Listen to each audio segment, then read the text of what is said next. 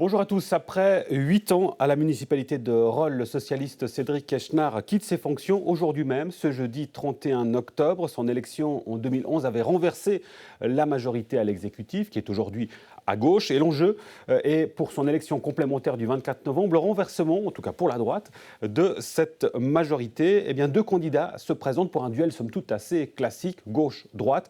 Deux candidats qui sont avec nous aujourd'hui, à commencer par Philippe Blazer. Bonjour.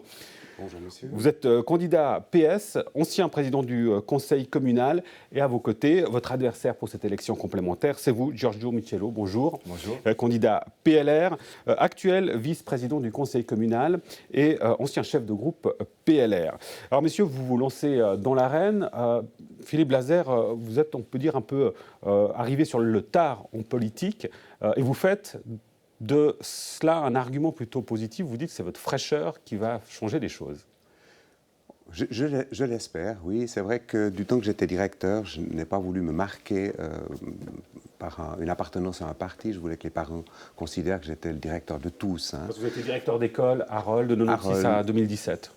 De 1996 à 2017, oui. Voilà. Et une fois libéré de ce métier, eh bien, j'ai eu l'opportunité d'intégrer le Parti socialiste vert. Et voilà, ça fait 2 ans, donc en effet... Le Parti socialiste vert, c'est un nouveau parti ? Le Parti socialiste vert. Vert, oui. Enfin, c'est le groupe vert oui. De Rolle, hein. D'accord. C'était l'appellation. Et puis... J'ai donc en effet que 2 ans d'appartenance finalement au conseil communal, hein, avec une rapide montée dans un poste intéressant qui était celui de la présidence du conseil. Giorgio Michello, alors, vous êtes plutôt connu dans la commune de Rolle, ça fait longtemps que vous êtes en politique. J'imagine que vous mettez en avant forcément votre expérience. Longtemps, j'ai été élu en 2011 sur la liste du PLR de Rolle. Et c'est vrai, assez rapidement... j'ai pris des responsabilités dans le cadre du parti, chef de groupe tout d'abord pendant 5 ans, la vice-présidence du parti, et depuis 18 mois, un petit peu en retrait par rapport à ces fonctions de responsabilité, mais toujours très actif dans le cadre du conseil. J'ai été membre de la commission de gestion et ensuite de la commission des finances, ce qui me permet d'avoir un bagage sur l'historique de ces dernières années assez conséquent. Alors, question très directe, on va commencer avec ça. Giorgio Michello, pourquoi est-ce que les Rollois doivent voter pour vous ? Pourquoi est-ce que les Rollois devraient voter pour moi ? Je suis un enfant de Rolle. Je me suis toujours intéressé à la politique communale depuis ma tendre adolescence. J'étais très intéressé, mais toujours très aspiré par le monde associatif, tout comme M. Blazer l'a mentionné avec les écoles. Il était assez compliqué de s'afficher politiquement quand on est à la tête d'associations. Donc j'étais toujours un petit peu en retrait, mais avec un œil toujours très aguerri sur ce qui se passait dans le cadre du conseil communal et de la politique rolloise. L'arrivée de mon deuxième enfant en 2008 a fait que on met un petit peu le monde associatif de côté pour se consacrer à la famille et rapidement j'ai pu reprendre une activité politique dans le cadre du groupe PLR et aujourd'hui cette succession de facteurs font que la suite pour moi naturelle serait peut-être d'accéder à la municipalité pour compléter un petit peu ce parcours au niveau des institutions rolloises. Philippe Blazer, même question pour vous. Pourquoi les Rollois devraient voter pour vous ? Parce que j'ai envie de servir ma commune, parce que j'ai envie de relever de nouveaux défis, et parce que j'aimerais rester utile dans mon activité professionnelle. J'ai toujours eu à cœur, donc d'enseignant et de directeur, toujours eu à cœur de servir au fond et les élèves, et les parents, et les enseignants, et les autorités communales et cantonales. Et je pense que je peux encore servir ma commune. Relever les défis, parce que si je suis élu à la municipalité de Rolle, je vais évidemment intégrer une équipe qui fonctionne déjà, m'intégrer à des projets, mais peut-être en proposer d'autres. Et puis, l'utilité, je me sens utile dans ma tête et je crois que je peux l'être encore dans la réalité, puisque, comme on l'a vu tout à l'heure, je suis retraité, j'ai donc pas mal de disponibilité de temps devant moi. Et ça, justement, alors, Giorgio Michello, à l'inverse, vous êtes à 100%, vous êtes gestionnaire de projet auprès d'une banque privée à Genève, un travail prenant, vous avez votre famille, vous l'avez dit. Cédric Echenard est parti précisément pour des questions, finalement, de conciliation, de vie privée, vie professionnelle et politique, puisqu'il est aussi député au Grand Conseil. Comment vous allez gérer, si vous êtes élu, ce temps ? Il est bien clair que si on aspire à une telle fonction, il faut s'assurer d'en avoir le temps. Donc, des contacts ont été pris avec mon employeur assez rapidement afin de pouvoir déjà les questionner sur la possibilité pour un employé de cette maison de pouvoir se libérer du temps pour pouvoir se consacrer à la chose publique. J'ai le plein soutien de mon employeur, ce qui va me permettre de pouvoir dégager un temps partiel pour pouvoir me consacrer pleinement, si je suis élu, à la municipalité de Rolle. Donc le terrain est libre, c'est ce que vous nous dites, vous concernant.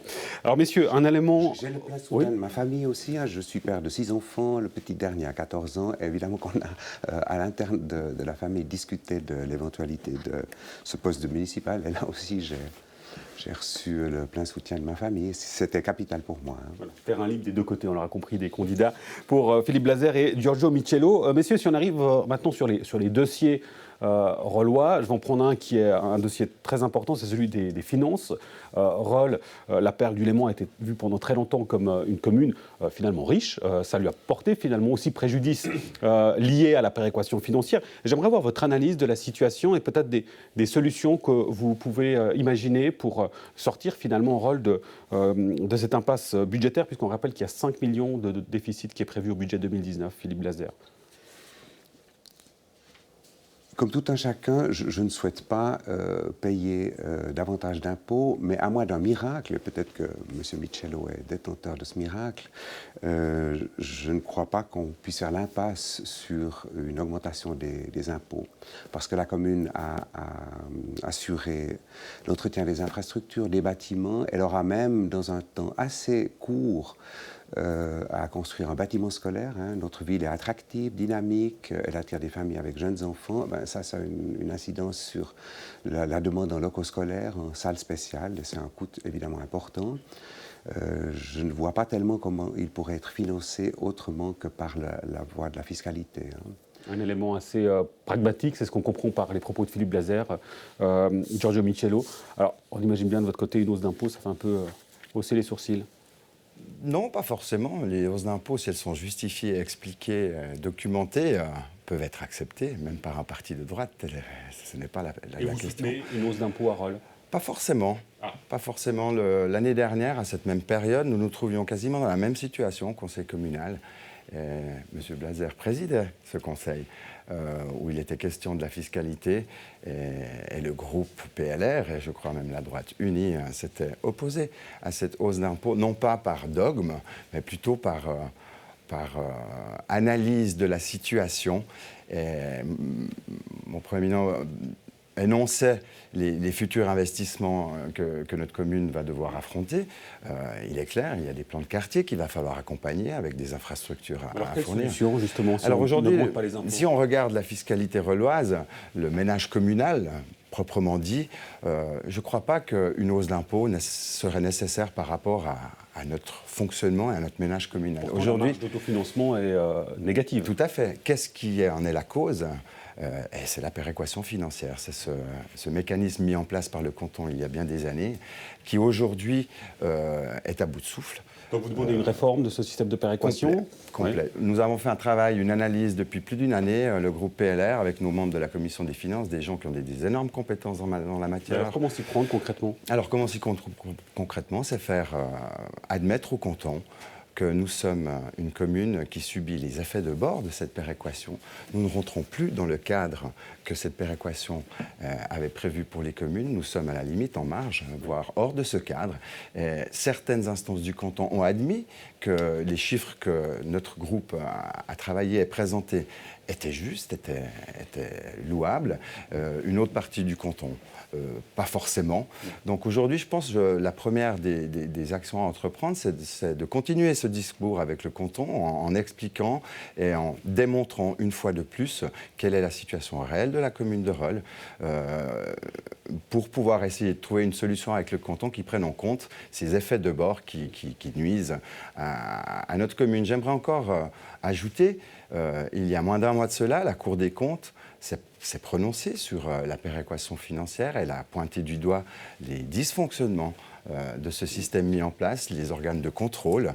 Et à mon avis, à notre avis, il nous semble que ce sont des signaux clairs qui sont donnés au Conseil d'État pour pouvoir avancer plus vite et peut-être évoluer dans un sens plus positif pour notre commune. Alors on va peut-être préciser donc la péréquation financière. Vraiment pour résumer la chose, c'est un pot commun qui est mis au niveau du canton. Ce sont grosso modo les communes dites riches qui participent à ce pot commun pour soutenir des communes qui sont peut-être moins favorisées. Philippe Blazer, je voyais que vous opiniez du chef sur les propos de Giorgio Michello. Finalement, vous semblez plus ou moins d'accord sur les grandes lignes. Ah bah justement alors. Je suis d'accord sur le fait qu'il faille poursuivre les contacts, les discussions avec le canton, mais je pense que l'effet de bord de la péréquation et de la facture sociale ne sont pas suffisamment, ils sont importants, mais pas suffisamment importants s'ils devaient disparaître, hein, pour assainir nos finances communales. Hein. Je pense qu'en effet, il faut les poursuivre, ça c'est juste, mais je pense qu'on ne coupera néanmoins pas à une fiscalité légèrement augmentée. Pourquoi cela? Parce que j'ai eu l'occasion de discuter avec quelques collègues municipaux d'autres régions, des députés de gauche comme de droite. Hein. Je crois clairement que les communes vaudoises, les députés du Grand Conseil, qui sont en majorité à droite, le Conseil d'État, n'auront pas d'oreille attentive à notre problématique financière critique si nous ne faisons pas un petit geste en faveur je dirais, de notre assainissement financier, à savoir une augmentation des impôts. Roll est aussi, messieurs, connu pour abriter des grandes sociétés, des grands noms, des sociétés internationales. Là, on sait qu'il y a RIE 3 qui est entré en vigueur, puis la RFFA, donc les différentes réformes liées à la fiscalité des entreprises. Roll est au front, Giorgio Michello, sur ces questions-là. On a vu que c'est un sujet aussi sensible. Comment faire pour, en tout cas, garder ces entreprises et peut-être en attirer d'autres? Alors, garder ces entreprises, dans les analyses que nous avons faites, nous sommes même arrivés à une déduction que peut-être il faudrait en faire partir, car le problème de Roll, quel est-il? Nous avons un potentiel fiscal par habitant qui est très élevé. Et quand vous divisez ces rentrées fiscales par le nombre d'habitants, vous avez un point d'impôt qui est très élevé. Et c'est ce qui, principalement, aujourd'hui, nous pénalise dans les calculs de cette péréquation. Donc, dans nos premières analyses, la première idée était de dire... faisons partir ces contribuables, ce qui nous diminuerait nos rentrées fiscales et peut-être arrangerait notre situation. Le PLR, le parti de l'économie, c'est pas du tout dans cette voie que nous devons nous engager. Non, bien au contraire. Je pense que nous sommes une région attractive. Nous sommes situés géographiquement, idéalement entre Lausanne et Genève, avec un parc technologique à Yverdon qui n'est pas très loin. Nous avons des surfaces, des locaux qui sont disponibles à Roll. Et je pense que de ce côté-là, il y a peut-être des pistes à explorer pour relancer le tissu économique local, attirer des nouvelles... Donc, si je comprends bien, pardonnez-moi, c'est en gros des grosses sociétés multinationales, on n'en veut plus forcément, mais des sociétés, des PME, oui, tout à fait. Du coin. Des PME du coin qui proposent des places de travail et qui sont implantées dans l'économie locale. Est-ce que les multinationales n'en proposent pas? Si, mais c'est fluctuant.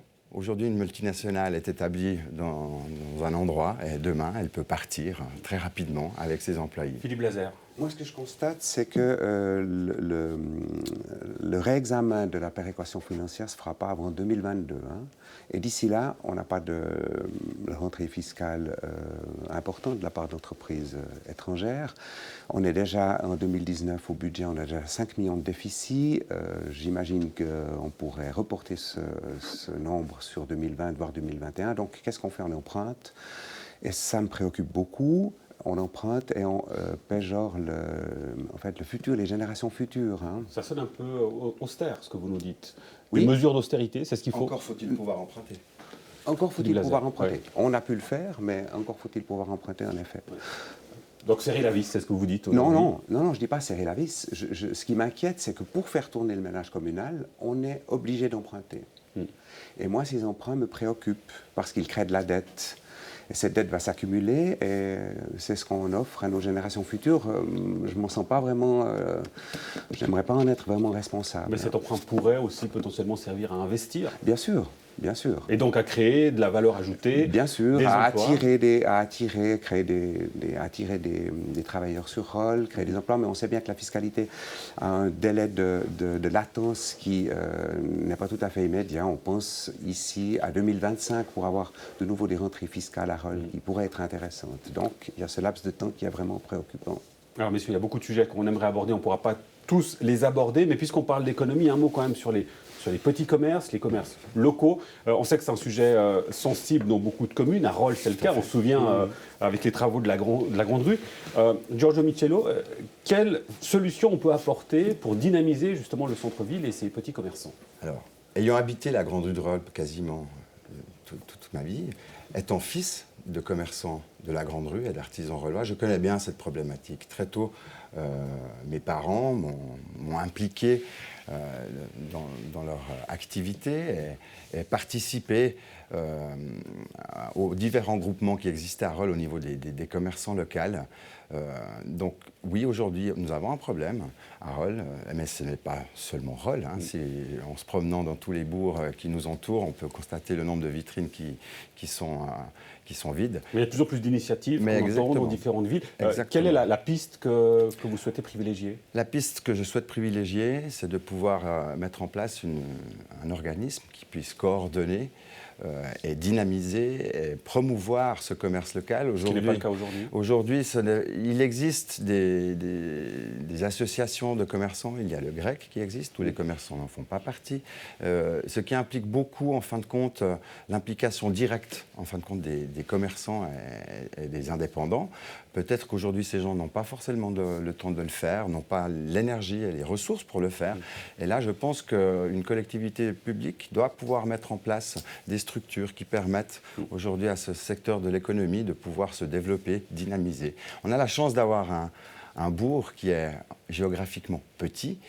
Si l'on compare la longueur de la Grande Rue avec les pas que l'on peut marcher dans un centre commercial voisin, on se rend compte qu'en fin de compte, la Grande Rue de Rolle est un centre commercial à ciel ouvert. Je pense qu'il y a un problème de mise en avant de ce commerce local, de valorisation qu'il va falloir certainement approfondir. Philippe Blazer.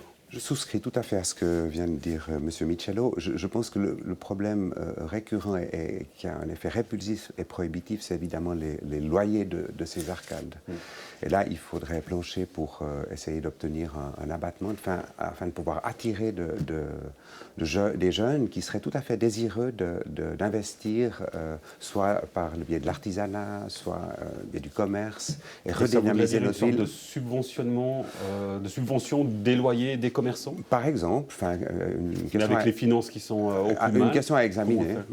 Une question à examiner. Mais si on veut que Rolle ne devienne pas une ville morte, je pense en effet qu'il faut s'atteler à cette question sans tarder. D'autres sujets, rapidement, messieurs, que je souhaite aborder avec vous. Alors, on a évoqué brièvement la question de l'urbanisme de la ville, notamment avec les constructions, les investissements qui sont faits.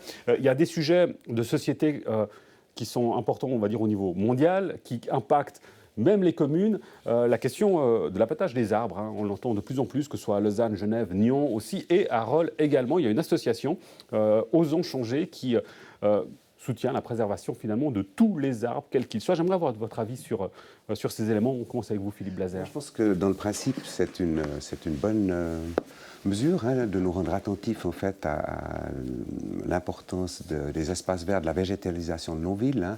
Je trouve par exemple pour ma part que la Grande Rue, qui est magnifique, mais a un aspect trop minéralisé. Je verrais assez bien qu'on essaye de la végétaliser. Je ne sais pas encore comment, c'est une idée qui vient de m'arriver maintenant.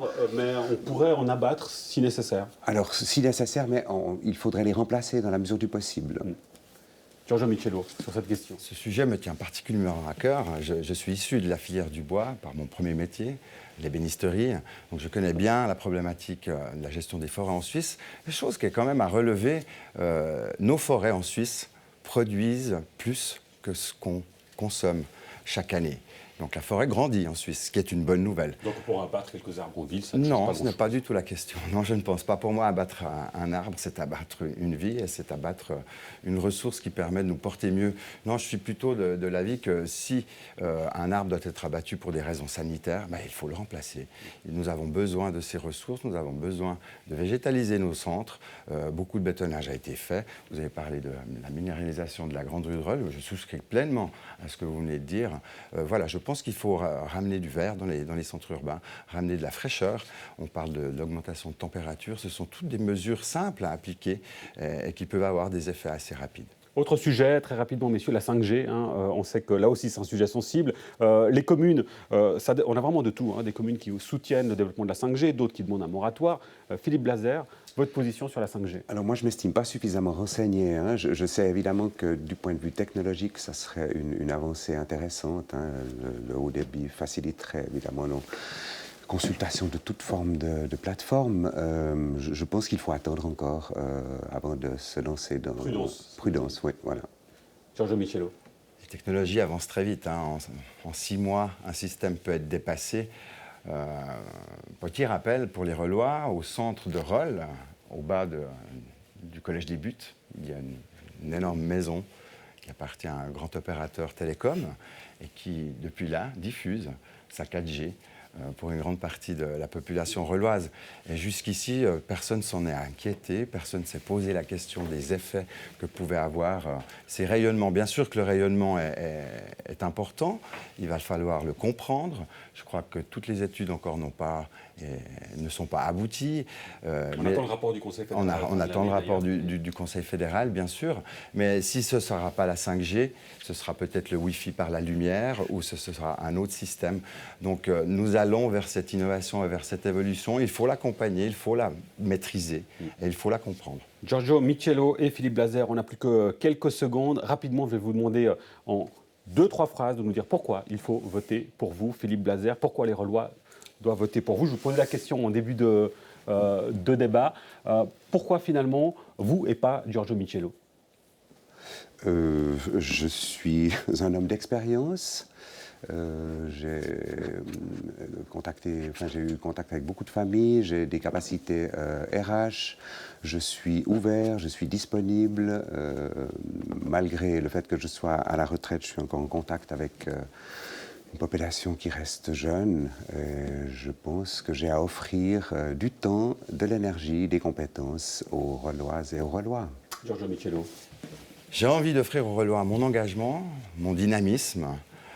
Je suis en plein dans les forces actives de notre société. J'ai envie d'apporter à ma commune et de rendre un peu ce que ma commune m'a donné. J'ai eu l'occasion de pouvoir participer à beaucoup de choses, d'associations. Mais surtout, ce que j'ai envie de dire aujourd'hui, nous sommes à un point peut-être de non-retour pour la commune de Rolle.